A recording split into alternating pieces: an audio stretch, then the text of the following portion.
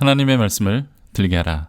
출애굽기 35장에서 38장 강해 성령의 충만함을 주셔서 우리의 재능을 사용하시는 하나님. 출애굽기 35장에서는 본격적으로 성막을 건축하는 내용이 나타납니다. 이 말씀을 읽기 전에 앞선 사건을 우리는 생각해 보아야 합니다. 앞에서는 금송아지의 사건이 나타납니다. 하나님을 금송아지로 바꾸고 우상을 섬겼던 사건이죠. 하나님을 우상으로 바꾸고 금송아지를 섬김으로써 하나님과 이스라엘의 관계는 깨져버렸습니다. 그렇지만 모세의 중보로 다시 이 관계가 회복이 되었고 이 관계의 시작과 회복에 빠지지 않는 것이 나타납니다. 그것은 하나님이 어떤 분이신지 스스로 계시하고 있다는 것입니다. 하나님은 모세에게 탄인 떨기나무에서 스스로 계신 자라고 계시하셨습니다.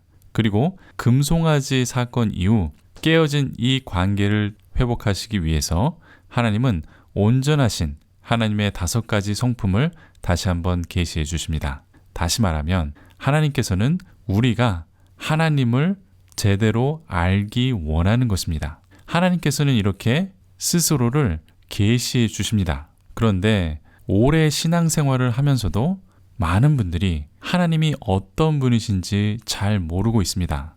하나님은 어떤 성품을 가지고 계십니까? 이렇게 묻는다면 우리는 쉽게 대답을 하지 못합니다. 그렇지만 하나님께서는 성경이 분명히 관계를 회복하실 때마다 하나님이 어떤 분이신지 말씀해 주셨습니다. 하나님께서는 스스로를 계시하면서 새로운 언약 관계가 시작이 되었고 성막을 건축하는 내용이 바로 출애굽기에 나타나고 있는 것입니다.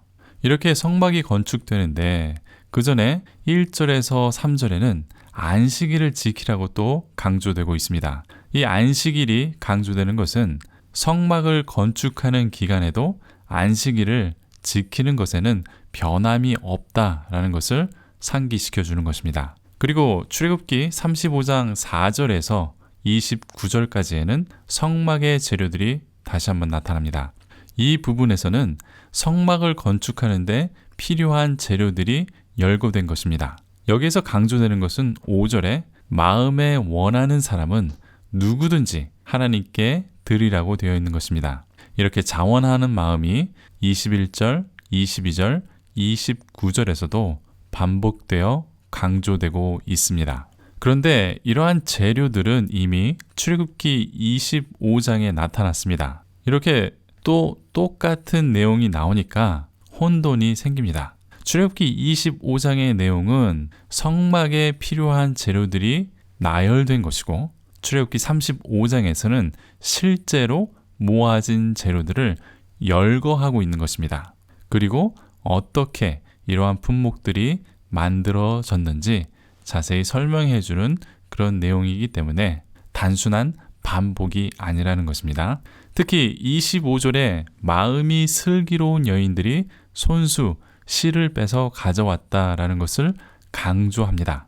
예배에 있어서 여인들의 역할도 이렇게 강조가 되었다. 성막을 건축하는데 여자들도 빠지지 않았다라는 것을 강조하고 있습니다. 이러한 여자들의 중요한 역할이 출애굽기 38장 8절에서도 나타나게 될 것입니다.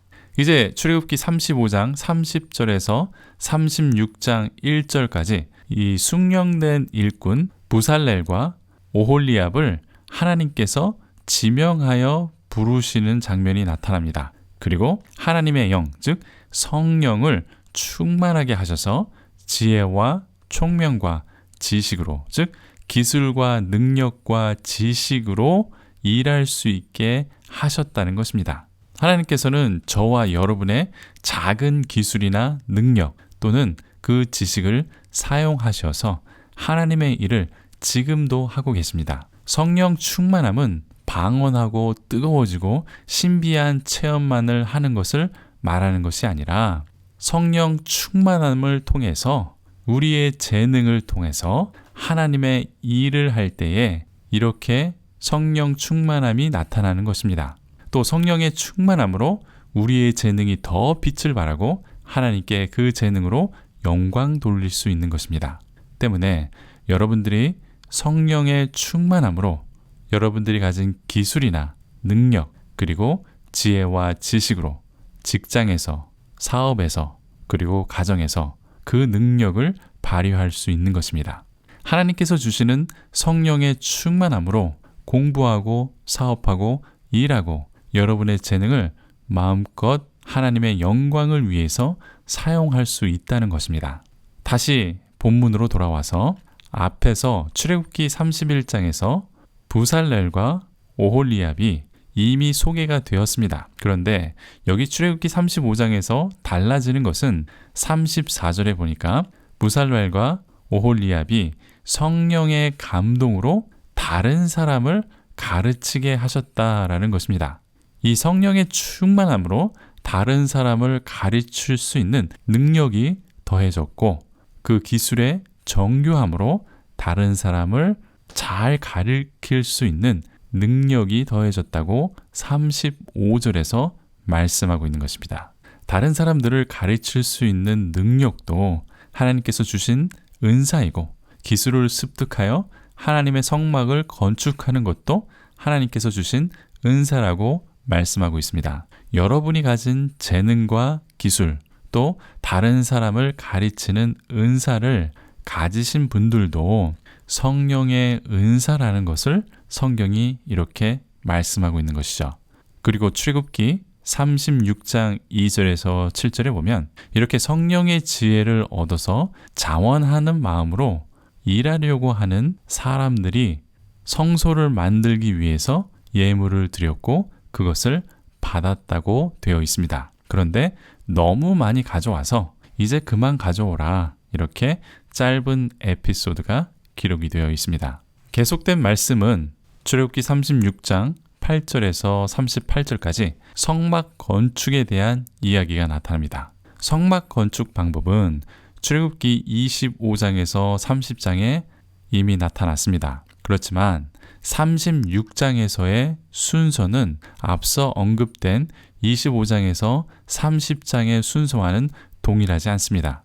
25장에서 30장에서는 성막의 언약궤, 떡상, 촛대 등 이렇게 개개 품목들이 먼저 언급이 됩니다. 그런데 여기에서부터는 성막으로부터 먼저 시작이 됩니다. 이러한 순서적 차이가 있다라는 것을 알아두시면 됩니다. 앞서 25장에서 30장에서는 모세가 하나님의 계시를 받아 이렇게 만들어야 한다 이것을 말해주고 그것이 여기에서 성취되는 것을 보여주는 그러한 내용입니다. 구체적으로 성령의 지혜를 받아 일꾼들이 만들었다라는 것을 이번 장에서는 강조하고 있습니다. 그리고 모세가 계시받은 양식에 따라 지혜로운 기술자들이 그 계시를 성취했다라는 것을 보여주는 것입니다. 이제 출애굽기 37장으로 넘어가서 37장 1절에서 9절에는 언약궤에 대한 내용이 나타납니다. 앞선 출애굽기 25장에서 30장과 차이점에 주목해서 보면 25장 16절과 21절에는 증거판과 속죄소를 두는 것에 대한 언급이 나타나고 있는데 37장에서는 그 내용이 나타나지 않는다는 것입니다. 그 이유는 출애굽기 40장 20절에 성막이 완성이 되고 기름 부은 후에 증거판과 속죄소가 놓여졌기 때문입니다. 37장 10절에서 16절에는 식탁이 만들어지는 기록이 나타나고 있습니다. 10절에 보면 그가 또 조각목으로 상을 만들었으니 이렇게 되어 있습니다. 조각목은 아카시아 나무를 의미합니다. 그런데 영어 성경 NIV 버전에 보면 여기에서 그들이 식탁을 만들었다라고 되어 있습니다. 한글 번역에서는 그가 식탁을 만들었다고 되어 있는데 NIV에서는 유독 그들이라는 내용이 나타납니다. 물론 다른 영어 성경은 그가 식탁을 만들었다고 복수가 아닌 단수로 되어 있습니다. 그리고 히브리 성경에도 그가 만들었다 이렇게 단수로 기록이 되어 있습니다.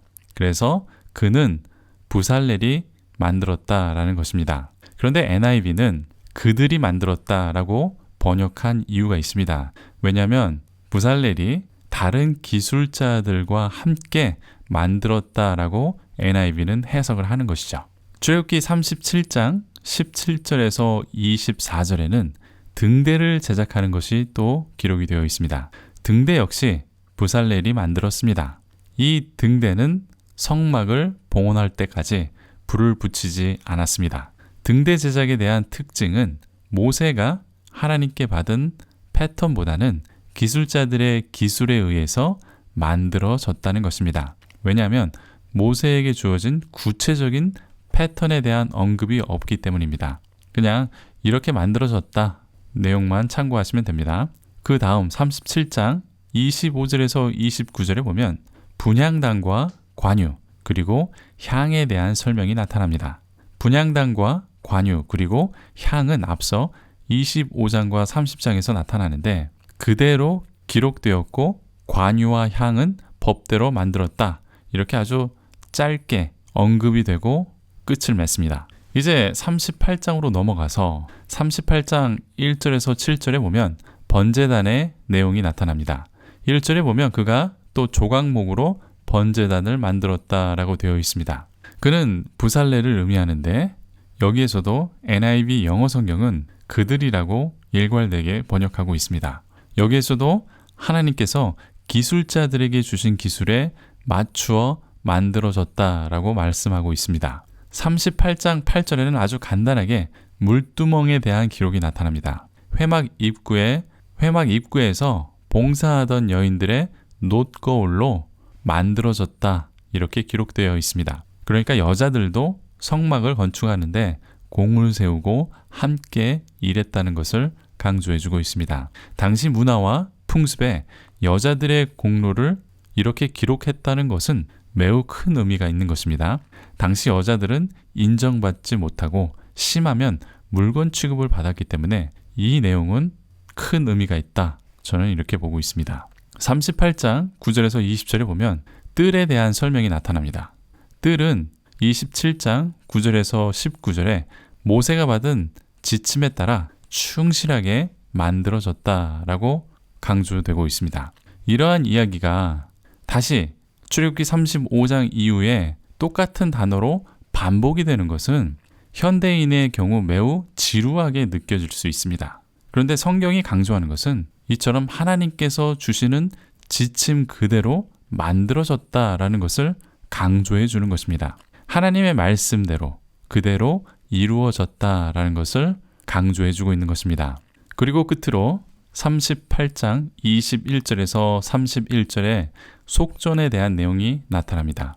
일종의 세금인데 죄를 대속한 대가로 성막 건축을 위한 재정으로 쓰이는 돈이었습니다. 모든 성인은 반세겔을 내야 했습니다. 정확한 양은 계산이 복잡하니까 대략 금과 은을 몇 톤이나 들여서 성막 건축에 쓰여졌다라고 알아두시면 됩니다. 이렇게 35장부터 38장까지 마무리를 하겠습니다. 다음 시간에는 출애굽기의 마지막 시간으로 출애굽기 39장에서 40장까지 강해를 하고 출애굽기를 끝맺겠습니다. 그 후에는 로마서 강해를 계획하고 있는데 많은 분들의 요청에 의해서 우선 요한복음을 요약해서 정리해 드리겠습니다. 그리고 그 후에 로마서 강해로 들어갈 것입니다. 이제 출애굽기 35장에서 38장을 간략하게 정리해 보겠습니다. 이스라엘 백성들은 하나님과의 관계를 회복하고 이제 성막을 건축하게 됩니다. 하나님이 어떤 분이신지 확실하게 알고 이제 계속해서 하나님과 함께 거하면서 하나님께 제사를 지내고 하나님께 나아갈 수 있는 성막이 건축된 것입니다. 이 성막을 건축하는데 가장 큰 특징은 하나님의 말씀 그대로 완성이 되었다라는 것을 강조하고 반복하고 있습니다. 그래서 우리가 35장 이후를 읽으면서 앞에 25장과 30장에 나타난 내용과 겹쳐지고 반복되는 것처럼 느껴집니다. 그래서 지루하게 느낄 수 있습니다. 하지만 성경이 말씀하는 의도는 하나님께서 이렇게 모세에게 지시하셨고 이스라엘 백성들은 그 말씀에 따라 순종하여 성막을 완성했다라는 것을 보여주고 있는 것이죠. 그리고 하나님께서 숙련된 기술자를 어떻게 사용하시는지 그것이 또 다른 특징으로 나타납니다. 하나님께서 부살렐과 오홀리압에게 성령 충만을 주십니다. 그래서 이 기술자들이 그들의 기술과 재능과 지식이 더 풍부해져서 하나님을 섬길 수 있었다라고 말씀하고 있는 것입니다. 그뿐만이 아니라 성령의 충만함으로 다른 사람에게 가르칠 수 있는 지혜도 충만해졌다 이렇게 말씀하고 있습니다. 이는 성령의 충만함이 영적인 특별한 체험만을 말하는 것이 아니라 우리의 재능 위에 성령의 충만함으로 우리의 삶과 생활터전에서 하나님을 그 재능으로 섬길 수 있다라는 것을 보여주는 것입니다. 또 여자들도 자신의 재능과 헌신을 통하여 하나님의 성막을 세우는데 공헌했다라는 것도 보여줍니다. 이처럼 하나님께서는 우리의 재능에 성령의 충만함을 주셔서 그 재능으로 하나님을 섬길 수 있도록 남자도 여자도 큰 재능이나 작은 재능이나 이렇게 함께 해주셨다라는 것을 보여주고 있습니다. 여러분은 어떤 재능을 가지고 계십니까? 그 재능에는 크고 작음이 없습니다. 여자들이 가진 손거울도 하나님께서는 사용하셨습니다. 그 재능 위에 성령의 충만함이 임하시길 간절히 축원드립니다. 아멘. 도움이 되셨습니까? 질문이나 의견이 있으시면 댓글을 달아주십시오. 영상과 관련이 없는 질문을 해도 괜찮습니다. 구독과 좋아요를 눌러주시면 저에게 큰 격려가 됩니다. 또 알람까지 설정해 주시면 계속해서 제 성경 강해를 들으실 수 있습니다. 끝까지 시청해 주셔서 대단히 감사합니다.